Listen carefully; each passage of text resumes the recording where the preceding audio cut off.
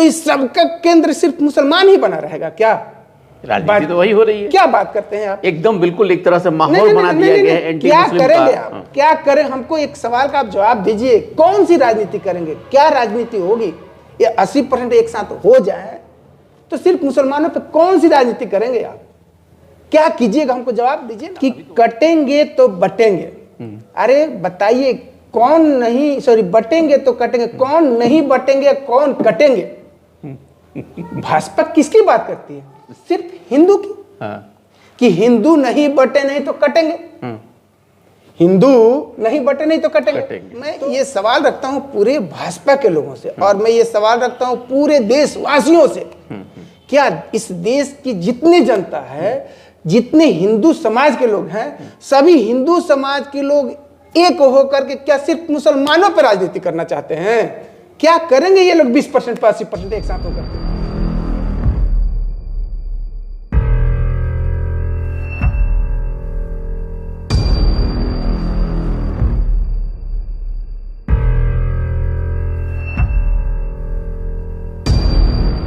का चुनाव इस बार देखा जाए तो काफी महत्वपूर्ण माना जाएगा। महत्वपूर्ण इस सेंस में मैं कह रहा हूं क्योंकि इस बार जिस तरीके से एनडीए और इंडिया दो गठबंधन है, अगर देखा जाए तो नेशनल लेवल पर भी इन दोनों का अपना एक प्रभाव है, लेकिन बिहार में जिस तरीके से जनसुराज एक बड़ा प्रभावकारी पार्टी साबित हो रहा है, इसलिए क्योंकि अभी जिस तरीके से उपचुनाव हुए और इन उपचुनावों में जो मामला देखने को मिला है, उससे देखा जाए तो इंडिया गठबंधन में जितनी पार्टियां हैं या एनडीए गठबंधन में जितनी पार्टियां हैं, दोनों के अंदर देखा जाए तो एक तरह से बेचैनी बढ़ चुकी है। हालांकि आने वाले समय में इसका क्या कुछ स्वरूप होगा, इन सारी चीज़ों पे आज हम समझने के लिए राष्ट्रीय जनता दल के नेता हैं और सामाजिक कार्यकर्ता के साथ साथ प्रोफेशनल तौर पे एक डॉक्टर भी हैं, डॉक्टर अशरफ साहब। मैं आज इनसे बहुत सारी चीज़ें समझने की कोशिश करूँगा और जिस तरीके से ये अभी अपना एक तरह से सम्मान यात्रा जो होता है, लोगों के घर तक पहुंच करके लोगों से मिल रहे थे, महिलाओं से, बुजुर्गों से, बच्चों से, युवाओं से मिल करके बढ़िया के क्षेत्र में जिस तरीके से काम हो या एक जनसेवा हो वो कर रहे थे। इन सारी चीज़ों को हम समझने की कोशिश करेंगे। बहुत स्वागत है आपका।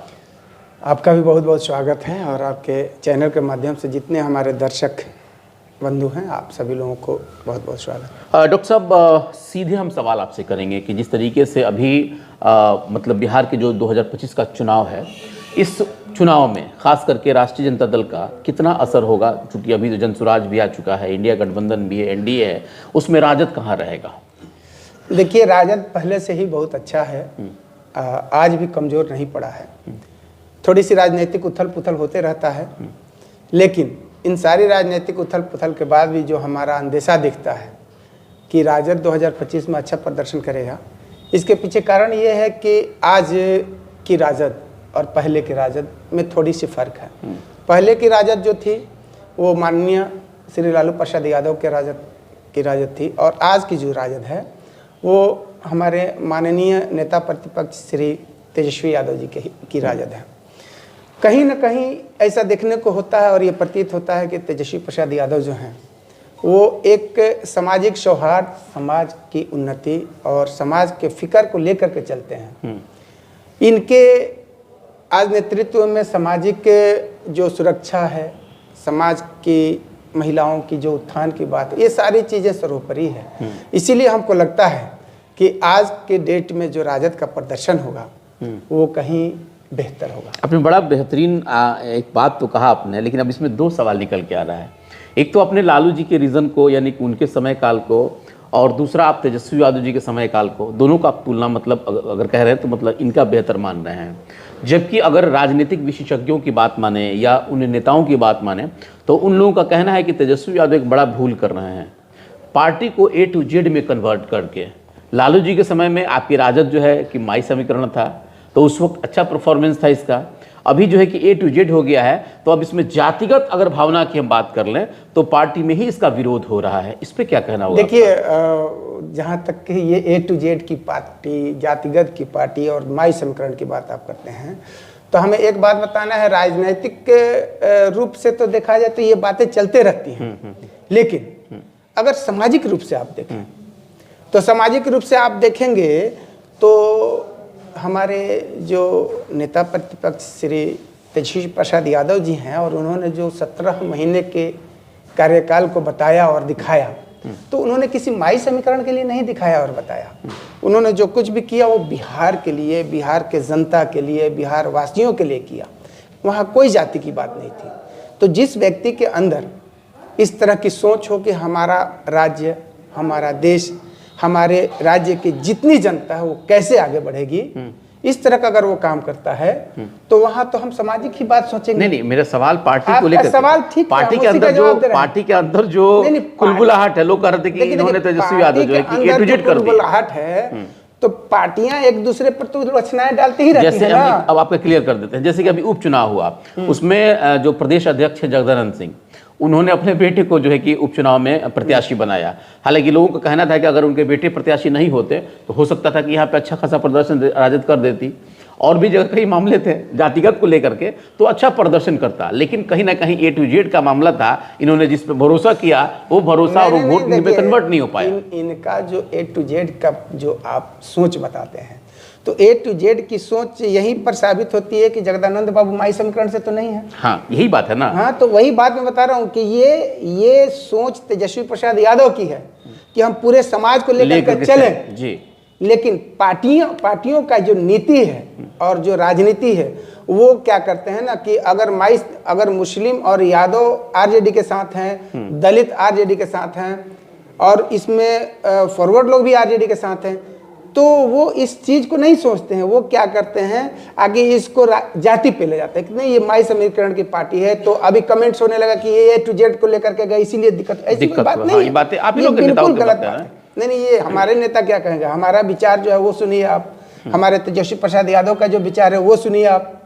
तेजस्वी प्रसाद का विचार है आके इस बिहार के जनता के आवाम के बीच में जो सामाजिक के जो बनावट है, उस सामाजिक बनावट के हर तबके से लोग अपने जगह को हासिल करें। चलिए सर, और अच्छा करने की कोशिश करें बिहार को आगे। चलिए अब दूसरा सवाल इसमें सर ये आ रहा है, अभी भाजपा पूरे हिंदुत्व की बात कर रही है और उसी घोड़े पे सवार होकर के देखा जाए तो केंद्र के साथ साथ कई प्रदेशों में भी अपनी सरकार बना चुकी है। तो वो बात कर रही है कटेंगे तो बटेंगे, यानी कि वो पूरे हिंदू को, समाज को एकजुट करने में प्रयासरत है। वो चाह रही है कि कभी सभी हिंदू लोग एक प्लेटफॉर्म पे आ जाएं। तो अब एक बड़ा सवाल यही उठता है कि जब वो सबकी बात कर रहे हैं, वो भी सिर्फ माइनॉरिटी समाज को छोड़कर, हालांकि ऐसी बात नहीं है लेकिन मैंने उनके बातों से ये प्रतीत होता है। तो अगर किसी समुदाय विशेष को अगर जाना ही है किसी पार्टी में, तो भाजपा में क्यों नहीं जाएगा कि आपकी ए टू जेड पार्टी में आएगा? क्योंकि कई तरह के पहले ही से आप लोग आरोप झेल रहे हैं, तो ये इसको कैसे आप डिफाइन कर पाइएगा? आपसे एक आध दो बात मैं कहना चाहूँगा। आपने क्या कहा कि भाजपा जो एक एजेंडा लेके चल रही है, कटेंगे तो बटेंगे। ए भाई, हमको एक जवाब दीजिए आप, और आपके इस चैनल के माध्यम से मैं जितने दर्शक महोदय हैं सबसे ये इस सवाल का जवाब मांगना चाहूँगा कि कटेंगे तो बटेंगे। अरे बताइए, कौन नहीं, सॉरी, बटेंगे तो कटेंगे, कौन नहीं बटेंगे, कौन कटेंगे? भाजपा किसकी बात करती है? सिर्फ हिंदू की। कि हिंदू नहीं बटे नहीं तो कटेंगे, हिंदू नहीं बटे नहीं तो कटेंगे। तो मैं ये सवाल रखता हूं पूरे भाजपा के लोगों से, और मैं ये सवाल रखता हूं पूरे देशवासियों से, क्या इस देश की जितनी जनता है, जितने हिंदू समाज के लोग हैं, सभी हिंदू समाज के लोग एक होकर के क्या सिर्फ मुसलमानों पर राजनीति करना चाहते हैं? क्या करेंगे ये लोग 20% पर 80% एक साथ होकर के? 80% हिंदू अगर एक साथ हो जाए तो इस सबका केंद्र सिर्फ मुसलमान ही बना रहेगा क्या? राजनीति तो वही हो रही है। क्या बात करते हैं आप? एकदम बिल्कुल एक तरह से माहौल बना दिया गया है एंटी मुस्लिम का। क्या करेंगे आप? क्या करें? हमको एक सवाल का आप जवाब दीजिए, कौन सी राजनीति करेंगे? क्या राजनीति होगी? ये 80% एक साथ हो जाए तो सिर्फ मुसलमानों पे कौन सी राजनीति करेंगे आप? क्या कीजिएगा? हमको जवाब दीजिए ना। अभी तो वही है राजनीति हो रही है ना, मुसलमान, संभल, मस्जिद, बाबरी मस्जिद, उसके बाद संभल क्या कहते हैं, अजमेर शरीफ का मामला आ गया। तो ये सारी चीजें उसी पे तो टिकी हुई उनकी राजनीति। वो सारी चीजें पहले अलग रखिए। जो कटेंगे, जो बटेंगे वाली बात, अब बटेंगे तो कटेंगे वाली बात, ये एक ही बात साबित करता है। अलग अलग बातों को जोड़ना शुरू करेंगे तो गड़बड़ियां तो ही करेंगी। लेकिन एक जगह सोचिए ना कि क्या भाजपा सभी हिंदुओं को एक साथ कर लेगी? कर लेगी तो सभी हिंदू मिलकर के खाली मुसलमानों पे ही राजनीति करेंगे? करेंगे क्या? इस हिंदुस्तान में मुसलमान है क्या राजनीति करने के लिए? बिल्कुल बिल्कुल, आपका भी सवाल क्या है? बिल्कुल, इस सवाल का जवाब तो जनता देगी, और जनता चुनाव में ही देती है इस जवाब। बात में आप जरा सोचिए, कहानी कही जाती है कि बाघ और शेर की लड़ाई, सॉरी नहीं, बाघ और बकरे की लड़ाई, बाघ और बकरे की लड़ाई, बकरा नहीं, बकरी बकरी बकरी कहा जाता है। तो अरे ये 20% हिंदुस्तान में एक बकरी के समान है, और ये लोग बाघ होकर के क्या कर लेंगे? अच्छा, दूसरी एक और बात बता देता हूं कि ये हिंदुस्तान है, 20% हिंदुस्तान के सभी हिंदू अगर एक साथ हो ही जाएंगे, आज सब लोग मुसलमानों पर ही केंद्रित हो जाएंगे, तो पूरे हिंदुस्तान का इस दुनिया में क्या अस्तित्व रखेंगे? ये सभी बाघ लोग होकर के बकरी से लड़ाई लड़के हिंदुस्तान को दुनिया में ले जाकर क्या प्रोजेक्ट करना चाहेंगे? क्या प्रोजेक्ट करेंगे? इंटरनेशनल लेवल पे, यानी कि दूसरे देशों के बीच में ले जाकर के आप क्या प्रोजेक्ट करेंगे कि हम बकरी से लड़ करके तुम्हारे बीच में शेर बन के रह रहे हैं? क्या बात है भाई? चलिए, आप उन्नति की बात कीजिए, हिंदुस्तान की बात कीजिए, और हिंदुस्तान में भाईचारगी, मोहब्बत और सौहार्द की बात कीजिए, और देश को आगे बढ़ाइए। बिल्कुल, बढ़हरिया की हम बात कर लेते हैं। अभी बढ़हरिया में मतलब बात चल रही है, खास करके चुनावी चेहरों की बात हो रही है। चुनाव अब क्योंकि बहुत करीब है, ऐसा लग रहा है 2-3 महीने के बाद जो है कि अधिसूचना आ जाएगा, सभी लोग चुनावी मोड में चले जाएंगे। आपने भी प्रयास किया है, आप कहाँ खड़े हैं अभी? हम अपने जगह पर अच्छे से खड़े हैं, अपने जगह पर सही हैं, संजीदगी से हैं, और जहां हम काम कर रहे हैं उस काम का 2 प्लेटफॉर्म है। पहला प्लेटफॉर्म है कि जनता के बीच में, जनता के पास, जनता के साथ। हम जनता के बीच में है, जनता के पास है और जनता के साथ है। इस प्लेटफॉर्म पे मजबूती से है, ये प्लेटफॉर्म मेरे लिए मजबूत है। दूसरा प्लेटफॉर्म होता है पार्टी का। तो हम हैं आरजेडी के एक अच्छे कार्यकर्ता हैं, आरजेडी के साथ हैं, और पार्टी के जो भी शीर्ष नेता लोग हैं, उनका फैसला जो होगा उसको हम मानेंगे, और मुझे आत्मविश्वास है कि उनका फैसला मेरे हक में होगा, और मैं इस जनता के प्लेटफॉर्म को लेकर के वहाँ आपकी पत्नी डॉक्टर शाइका नाज भी मतलब यहाँ काफ़ी एक्टिव रहती हैं, बड़े बड़े मंचों पे हम लोगों ने उनको देखा भी है, और काफ़ी मजबूती से वो अपनी बात को रख भी रही हैं। आप भी चूँकि एक प्रोफेशनल होने के नाते पार्टी के साथ भी काम करते हैं और अपना काम भी करते हैं, तो अगर दोनों चीज़ों को देखा जाए तो क्या लग रहा है कि पार्टी अगर टिकट देती है तो इस सीट पर कितना प्रभाव पड़ेगा डॉक्टर अशरफ अली का?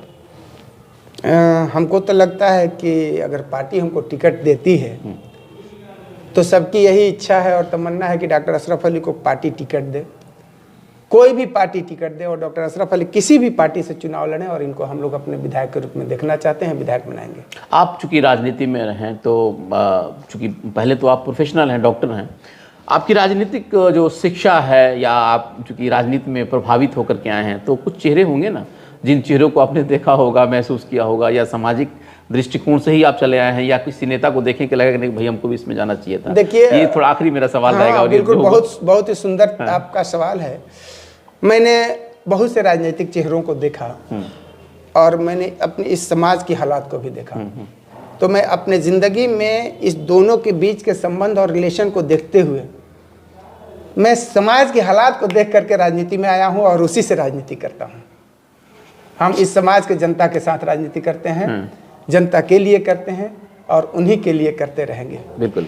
तो सुना आपने डॉक्टर अशरफ अली जी, मतलब बात तो बहुत ही शालीनता से अपने रखते हैं, लेकिन उसमें बहुत सारी चीज़ें हैं, बहुत सवाल जो है कि उसमें रह जाता है। फ़िलहाल बहुत दिनों के बाद हमारी इनसे मुलाकात हुई, मैंने सोचा कि चलिए कम से कम उस माहौल को समझा जाए जिसको हम लोग अपने आसपास महसूस कर रहे हैं। फ़िलहाल 2025 का चुनाव बहुत करीब होगा, उसमें इनका क्या भूमिका है और पार्टी किस तरीके से इनके ऊपर विश्वास जता रही है, ये भी देखना बड़ा दिलचस्प होगा। फिलहाल देख रहे थे S24 न्यूज़। आपका बहुत बहुत धन्यवाद।